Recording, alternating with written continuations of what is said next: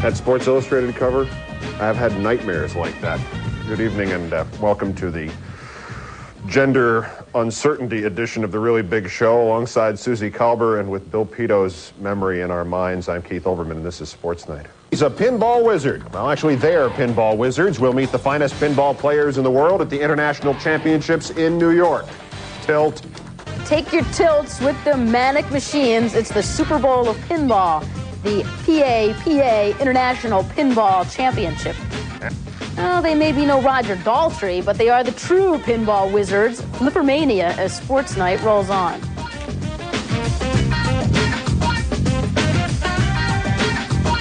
Next, the battle for pinball supremacy and the coveted title of world's greatest pinball player. Flippers fly, stick around. Once upon a time, there were wonderful machines filling the wonderful game arcades of our land. They had electronic parts, mind you. The score-counting mechanisms were electronic. There were lights and wires and everything like that. But unlike video games, they actually existed. You could hold on to them. You could see them both in time and in space. Hell, you could tilt them. They were called pinball machines, and they satisfied the player in a way that the video game addict can only dream about. They exist still, of course. In fact, there's something called PAPA, the Professional and Amateur Pinball Association, which held its championships over the weekend in New York.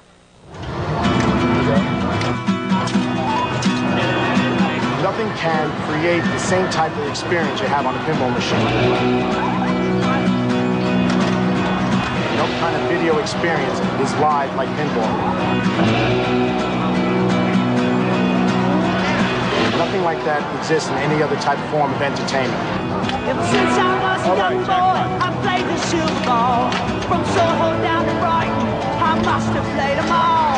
But I ain't seen nothing like him in any amusement hall. That gentleman's like it, so plays a mean pinball.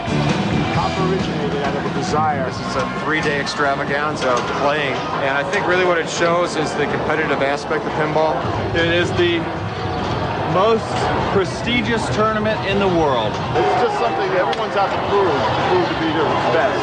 It is a coveted title by all the players, and it is the one that I would say any of us would rather win than any other tournament ever. It's a true endurance test.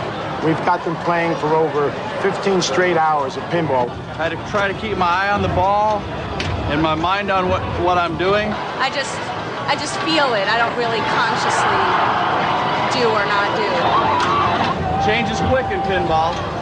You got to be able to change with it in a very short notice, like less than a second. Basically, it's all rhythm. You know, you got to have the rhythm. You have to know when and where to hit the flipper. You have to know because it's you have no idea what you're doing. You're just slapping the ball around. How do you think he does it? I don't know what makes him so good. Pinball goes back and forth from in control to out of control. What makes them special is that moment where the game gets out of control, they are able to establish control once again at a level that other players can't. Every machine that's being played right now is a battle of man against machine.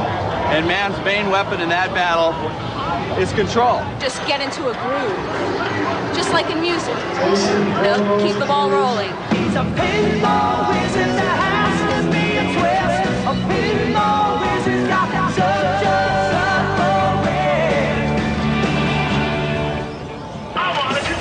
submarine. The purse for each division, $1,000, winner take all. The PAPA Championships are now in their 4th year and have experienced a meteoric rise from hip pastime to international competition.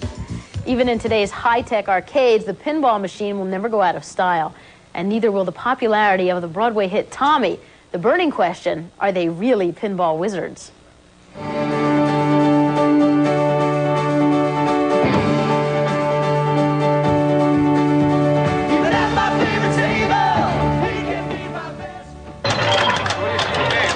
I love it, and not just because I'm on it.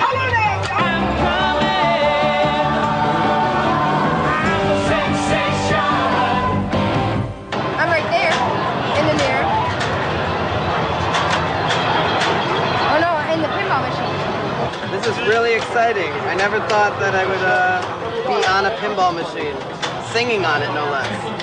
There are like little bits and pieces of everywhere from the show, little thematic visual things and musical things. I mean, they really sat down with the play and with the music and with the story and made a machine that plays like the play. If you can't make it all the way to New York to see, pay $65 for the show, you can play this for a quarter and have almost the same experience.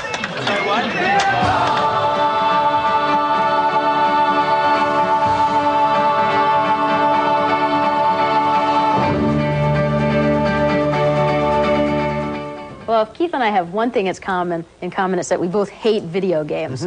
But we do like pinball. So now for the challenge of the co-hosts. I don't know about that picture. All right, you first. You're standing up. This is a good quality machine, too, This is the new high-tech Marvel. Wow.